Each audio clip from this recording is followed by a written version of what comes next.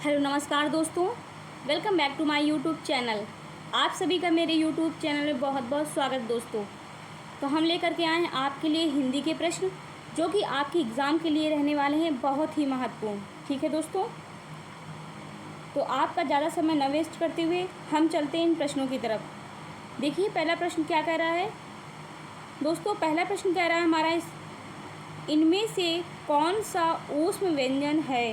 बताइए दोस्तों, ऊष्म व्यंजन कौन सा है, या, पा, श या फिर टा। सही ऑप्शन कौन सा है दोस्तों, कमेंट बॉक्स में बताइए। इसका सही ऑप्शन जो है दोस्तों वो शा है, सिटकारी वाला शा। ठीक है, सी ऑप्शन आपका करेक्ट है। अगर मैं आपसे पूछूं ऊष्म व्यंजनों की संख्या कितनी होती है दोस्तों, तो ऊष्म व्यंजनों की संख्या जो टोटल होती है 4 होती है। कौन कौन से ऊष्म व्यंजन होते हैं दोस्तों? अभी जो एक सिटकारी वाला शा होता है, और एक षटकोण वाला शा, और सा से सपेरा वाला शा, और क्या हो गया, हा से हल। ये हमारे ऊष्म व्यंजन होते हैं। ठीक है दोस्तों, अगर मैं आपसे बात करूं अंतःस्थ व्यंजन की, किसकी बात करूं, अंतःस्थ की। ठीक है दोस्तों, तो अंतःस्थ व्यंजनों की संख्या कितनी होती है दोस्तों? अंतःस्थ व्यंजनों की संख्या भी दोस्तों 4 होती है। और वो कौन कौन सी दोस्तों? या, रा, ला और वा। ठीक है, अगर मैं आपसे पूछूं स्पर्श व्यंजन कितने होते हैं दोस्तों? स्पर्श व्यंजन, तो दोस्तों स्पर्श व्यंजन जो हमारे होते हैं वो का से लेकर के माँ तक होते हैं। टोटल इनकी संख्या होती है दोस्तों 25, यानी 25 होती है। ठीक है दोस्तों, स्पर्श व्यंजन हमारे कितने होते हैं? 25 होते हैं दोस्तों। समझ में आया आप लोगों को? अगर मैं आपसे बोलूँ संयुक्त व्यंजन दोस्तों, संयुक्त व्यंजन की संख्या कितनी होती है? इनकी भी संख्या 4 होती है। कौन कौन से होते हैं दोस्तों? छा, त्रा और ज्ञा, और दोस्तों ये श्रा होती है। ठीक है, ये हमारे संयुक्त व्यंजन होते हैं। ठीक है दोस्तों, समझ में आया आप लोगों को? तो चलते हैं अगले प्रश्न में। अगला प्रश्न हमारा देखिए क्या कह रहा है, दूसरा नंबर है, कह रहा है वर्ण जो स्वर की सहायता से बोले जाएं, वर्ण जो स्वर की सहायता से बोले जाएं उन्हें क्या कहते हैं। दोस्तों बताइए, वर्ण जो स्वर की सहायता से बोले जाते हैं उन्हें क्या कहते हैं? स्वर, व्यंजन, वर्णमाला या फिर ध्वनियाँ। दोस्तों जो वर्ण स्वर की सहायता से बोले जाते हैं उन्हें हम व्यंजन कहते हैं। क्या कहते हैं? व्यंजन कहते हैं। बी ऑप्शन अब आपका करेक्ट हो जाएगा। अगर मैं व्यंजन की संख्या पूछूं, टोटल व्यंजन कितने होते हैं दोस्तों? तो 33 होते हैं। ठीक है दोस्तों, व्यंजनों की संख्या कितनी हो जाएगी? 33। आपका करेक्ट ऑप्शन जो है बी हो जाएगा। आइए तीसरे नंबर प्रश्न में देखते हैं। तीसरा नंबर प्रश्न हमारा क्या कह रहा है दोस्तों? तीसरा नंबर प्रश्न हमारा ये कह रहा है व्यंजन को स्वर रहित दिखाने के लिए किस चिन्ह का प्रयोग किया जाता है। दोस्तों व्यंजन को स्वर रहित दिखाने के लिए किसका प्रयोग किया जाता है? बताइए, अनुस्वार, अनुनासिक, हलंत या फिर स्वर। दोस्तों व्यंजन को स्वर रहित दिखाने के लिए हलंत का प्रयोग किया जाता है। किसका किया जाता है? हलंत का। ठीक है, सी ऑप्शन आपका करेक्ट हो जाएगा। आइए अगले प्रश्न में, ये रहा आपका चौथा नंबर प्रश्न। कह रहा है स्वर सहित व्यंजन जब स्वर रहित व्यंजन जब स्वर सहित व्यंजन से मिलता है तब क्या कहलाता है। दोस्तों स्वर रहित व्यंजन जब स्वर सहित व्यंजन से मिलता है तब वो क्या कहलाता है दोस्तों? बताइए, तब वो हमारा क्या कहलाता है? संयुक्ताक्षर, द्वित या फिर स्वरतंत्री, या फिर डी ऑप्शन कह रहा है इनमें से कोई भी नहीं। दोस्तों तब हमारा वो संयुक्ताक्षर कहलाता है। क्या कहलाता है? संयुक्ताक्षर कहलाता है। कैसे? जैसे का में हमने हलंत लगाया, धन लगाया, षटकोण वाला सा बनाया, बराबर किया दोस्तों, क्या हमारा बन गया? छा छत्री बन गया। तो ये हमारे ये जो स्वर रहित है और स्वर सहित व्यंजन से जब मिला है तो हमारा कौन सा व्यंजन बनेगा दोस्तों? छा छत्री संयुक्ताक्षर बनेगा। ठीक है दोस्तों, समझ में आया आप लोगों को? ए ऑप्शन आपका करेक्ट हो जाएगा। आइए अगले नंबर प्रश्न में। अगला नंबर प्रश्न हमारा ये कह रहा है दोस्तों, पाँचवा नंबर प्रश्न देखिए, कह रहा है शब्द की सबसे छोटी इकाई क्या कहलाती है? स्वर, वर्ण, व्यंजन, अयोगवा। शब्द की सबसे छोटी इकाई क्या कहलाती है दोस्तों? शब्द की सबसे छोटी इकाई जो है दोस्तों वर्ण कहलाती है। क्या कहलाती है? वर्ण। बी ऑप्शन आपका करेक्ट हो जाएगा। ठीक है, आइए अगले प्रश्न में। कह रहा है वर्णों के समुदाय को क्या कहा जाता है? दोस्तों, वर्णों के समुदाय को क्या कहते हैं? वर्णमाला, सर्वनाम, अक्षर या फिर क्रिया? सही ऑप्शन कौन सा है दोस्तों? वर्णों के समुदाय को हम वर्णमाला कहते हैं। क्या कहते हैं? वर्णमाला। ए ऑप्शन आपका करेक्ट हो जाएगा। ठीक है, आइए अगले प्रश्न में। कह रहा है वर्ण का अर्थ नहीं होता है। दोस्तों, वर्ण का अर्थ नहीं होता है। 4 ऑप्शन में ऐसा एक ऑप्शन है दोस्तों जिसमें वर्ण का अर्थ नहीं दिया हुआ है। बताइए उस वर्ण का अर्थ क्या, सॉरी, और 3 जो ऑप्शन है उनमें वर्ण का अर्थ लिखा है। तो बताइए सही ऑप्शन कौन सा होगा? अक्षर, रंग, जाति, सुंदर। दोस्तों, वर्ण का अर्थ अक्षर भी होता है, रंग भी होता है और जाति भी होता है और सुंदर नहीं होता है। क्या नहीं होता है? सुंदर। ठीक है, आपका क्या सही ऑप्शन हो जाएगा दोस्तों? डी ऑप्शन जो है आपका करेक्ट हो जाएगा। समझ में आया? डी ऑप्शन आपका करेक्ट हो जाएगा। ठीक है, आइए अगले नंबर प्रश्न में। अगला नंबर प्रश्न दोस्तों वही है, वर्ण का अर्थ नहीं होता है। 7वां नंबर आपका रिपीट हो रहा है दोस्तों, तो सुंदर। ठीक है, डी ऑप्शन, डी ऑप्शन आपका करेक्ट हो जाएगा। ठीक है, वही प्रश्न फिर से आ गया है। देखिए 8वां नंबर ये रहा आपका प्रश्न। कह रहा है निम्न में दंत ध्वनि है। निम्न में दंत ध्वनि कौन सी है? बताइए दोस्तों। आप लोग शब्द को पहले बोलिए, ख, च, ला, फ। देखिए ला जब बोल रहे हैं दोस्तों तो हमारी जीभ जो है दांत से लग रही है ना, तो ला हमारा करेक्ट ऑप्शन है। सी ऑप्शन हमारा करेक्ट हो जाए। ठीक है, ये हमारी दंत ध्वनि है। ठीक है, समझ में आया दोस्तों? और जो खा है ये वाली, तो ये कौन सा हमारा है? बताइए, ये कंठ है। क्या है? कंठ है। ठीक है, और यहाँ पे चा दिया है, जैसे ई हो गया, बड़ी ई हो गया, चा वाली पूरी लाइन देख लीजिए आप। ठीक है, और लास्ट में या और शा, ये सब के सब हमारे कौन से होते हैं दोस्तों? ये हमारे होते हैं तालव्य व्यंजन। कौन से होते हैं?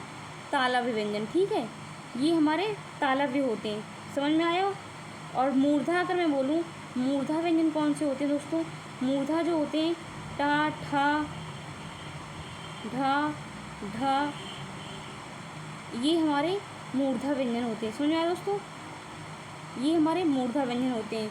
तो हमारा दंत वाला कौन सा था? ये ला था। और फा जो है ये दोस्तों, ये हमारा ओष्ठ्य व्यंजन है। कौन सा है? ओष्ठ्य है। समझ में आया? ये हमारा ओष्ठ्य व्यंजन है। ठीक है, आइए अगले नंबर प्रश्न में। अगला नंबर प्रश्न देखते हैं दोस्तों। 9वां नंबर आपका ये कह रहा है कि कौन से शब्द में, ये जो ऋषि है, कौन से शब्द में री की मात्रा का उपयोग हुआ है? बताइए, ये ऋषि व की मात्रा का उपयोग किस शब्द में हुआ है? क्रिया में, वर्षा में, ऋतु में या फिर दृष्टि में? दोस्तों, इसका सही ऑप्शन क्या है? दृष्टि। दृष्टि में दा के नीचे जो री लगी है ये ऋषि वाली ही लगी। ठीक है, तो डी ऑप्शन आपका करेक्ट हो जाएगा। ठीक है दोस्तों, समझ में आया आप लोगों को? आइए अगले प्रश्न में 10वां नंबर प्रश्न देखते हैं। शा, सिटकारी वाला शा आपका पूछ रहा है दोस्तों। शा का जो उच्चारण है, शा का उच्चारण स्थान है, अभी मैंने आपको शा का उच्चारण स्थान बताया था ना। आगे बताइए, कंठ से, तालु से, दंत से, मूर्धा से। दोस्तों, शा का जो उच्चारण स्थान है वो हमारा तालु से है। किससे है? तालु से। या और शा, ये तालु से हमारे हैं। ठीक है दोस्तों, या और शा, और चा वाली लाइन पूरी। ठीक है, चा वाली जो लाइन है, चा, छा, जा, झा, यहाँ तक पूरी, वो जो है तालु वाली है। ठीक है, तालु से है। तो हमारा सही ऑप्शन हो जाएगा बी। बी हमारा ऑप्शन करेक्ट हो जाएगा। ठीक है दोस्तों, आइए अगले प्रश्न में। ये रहा आपका 11 नंबर प्रश्न। कौन से शब्द में रा व्यंजन नहीं है? कौन से शब्द में रा व्यंजन नहीं है दोस्तों? बताइए, मात्र में, मूर्धा में, क्रम में, मातृभूमि में। दोस्तों, मातृभूमि में रा व्यंजन नहीं है, क्योंकि ता के नीचे जो रा है वो ऋषि वाली रा है। कौन सी है? ऋषि वाली रा है ये। ठीक है, तो डी ऑप्शन आपका करेक्ट हो जाएगा। ठीक है दोस्तों, ठीक है दोस्तों, आइए अगले प्रश्न में देखते हैं। अगला प्रश्न क्या कह रहा है हमारा? 12 नंबर प्रश्न देखिए। कह रहा है कालिदास कवियों फिर रिक्त स्थान है श्रेष्ठ है। तो रिक्त स्थान दोस्तों क्या भरा जाएगा इसमें? बताइए, कालिदास कवियों की श्रेष्ठ है या फिर में श्रेष्ठ है? और सी ऑप्शन को आएगा या फिर पर आएगा? दोस्तों सेंटेंस को पहले बनाइए, वाक्य को आप पूरी तरह से, इसमें सही शब्द क्या आ रहा है। कालिदास कवियों में श्रेष्ठ हैं, है ना, कालिदास कवियों में श्रेष्ठ हैं, तो बी ऑप्शन आपका करेक्ट हो जाएगा। ठीक है दोस्तों, आइए अगले प्रश्न में। 13 नंबर प्रश्न है, ये कह रहा है तरुण का विलोम बताइए। तरुण को क्या बताना है आपको, विलोम बताना है, जवान, नया, वृद्ध या फिर पत्ता। दोस्तों तरुण का विलोम हमारा क्या हो जाएगा, वृद्ध हो जाएगा। ठीक है, क्या हो जाएगा, वृद्ध हो जाएगा। सी ऑप्शन आपका सही है। आइए अगले प्रश्न में, कह रहा है तम, तम का विलोम क्या होगा दोस्तों, तेज, प्रकाश, तमगा या फिर तिमिर। दोस्तों तम का जो विलोम है वो प्रकाश होगा। तम मतलब क्या होता है, अंधेरा। ठीक है, तम का मतलब क्या होता है दोस्तों, अंधेरा होता है, तो तम का विलोम क्या हो जाएगा, प्रकाश हो जाएगा। बी ऑप्शन आपका सही हो जाएगा। ठीक है दोस्तों, आइए 15 नंबर प्रश्न में। 15 नंबर प्रश्न क्या कह रहा है दोस्तों, बताइए। आप लोग कमेंट बॉक्स में आंसर ज़रूर बताया करिए। ठीक है दोस्तों, मेरी वीडियो आपको कैसी लगती है कैसी नहीं, आप लोग कमेंट बॉक्स में ज़रूर बताएं, और वीडियो को ज़्यादा से ज़्यादा ज़रूर शेयर किया करें। ठीक है, मेरी वीडियो ज़्यादा बड़ी नहीं होती, बहुत ही छोटी होती, इसे आप लोग रोज़ लिया करिए। ठीक है, रोज़ ही पढ़ा करें इसे अच्छे से। बताइए, जिसकी आयु लंबी हो के लिए एक शब्द है। बताइए दोस्तों, जिसकी आयु लंबी हो उसके लिए एक शब्द क्या कहेंगे आप, बताइए। अल्पायु, दीर्घायु, जटायु या फिर वायु। दोस्तों जिसकी आयु लंबी हो उसके लिए एक शब्द जो है वो दीर्घायु होता है। क्या होता है, दीर्घायु। ठीक है, बी ऑप्शन आपका करेक्ट हो जाएगा। समझ में आया आप लोगों को, क्या होगा, दीर्घायु होगा। ठीक है दोस्तों, आइए अगले नंबर प्रश्न में। ये रहा आपका 16 नंबर प्रश्न, कह रहा है 16 नंबर है, नीचे लिखी नीचे लिखी हुई के लिए एक शब्द है। दोस्तों नीचे लिखी हुई के लिए एक शब्द है, स्वलिखित, निम्नलिखित, हस्तलिखित या फिर इनमें से कोई नहीं। दोस्तों नीचे लिखी हुई के लिए एक शब्द निम्नलिखित है। क्या है, निम्नलिखित। बी ऑप्शन आपका करेक्ट हो जाएगा। ठीक है दोस्तों, आइए अगले नंबर प्रश्न में। अगला नंबर प्रश्न कह रहा है केशव। केशव का पर्यायवाची शब्द है बाल, केस या फिर कान या फिर गोपाल। दोस्तों केशव जो है गोपाल का पर्यायवाची है। किसका है, गोपाल का, कान्हा जी का, कान्हा जी या फिर हमारे कृष्ण जी। ठीक है, उन्हें गोपाल कहा गया है। केशव किसका पर्यायवाची है, गोपाल का पर्यायवाची है। केस और बाल एक ही के हैं, एक के ही, केस और बाल एक दूसरे के ही मतलब पर्यायवाची हैं। ठीक है दोस्तों, बाल को ही केस कहते हैं। समझ में आया आप लोगों को, तो इसमें सही ऑप्शन आपका डी होगा। ठीक है, डी ऑप्शन आपका सही होगा। आइए अगले नंबर प्रश्न में। ये रहा 18 नंबर प्रश्न दोस्तों यहाँ पे कुल्फ़ी बेचने वाले आए तो घंटी पे घंटी बजाए पड़े हैं अपना। आपको आवाज़ ज़रूर आ रही होगी, है ना, क्या करें, बहुत आवाज़ आ रही है दोस्तों यहाँ पे। चलिए, लेकिन आप लोग अपनी पढ़ाई पे ध्यान दीजिए, ये लोगों का तो काम है। देखिए दोस्तों, अपना अपना काम तो लोग करेंगे, क्या कर सकते हैं उसमें हम। आप लोग प्रश्न पढ़िए और बताइए। तोता, फिर रिक्त स्थान है, में उड़ रहा है। तोता आकाश में उड़ रहा है दोस्तों, पहाड़ में, नदी में या फिर पाताल में। सही ऑप्शन क्या है, कहाँ उड़ता है तोता दोस्तों, बताइए कमेंट बॉक्स में। ये तो सबको आ जाना चाहिए वैसे तो। तोता आकाश में उड़ रहा है, कहाँ उड़ रहा है, आकाश में। ए ऑप्शन आपका करेक्ट हो जाएगा। ठीक है दोस्तों, कोई नदी मत लगा देना जो नदी में तैरने लगे वो। ठीक है, आइए अगले नंबर प्रश्न में। 19 नंबर प्रश्न देखिए क्या करा, मुंह फुलाना मुहावरे का अर्थ है।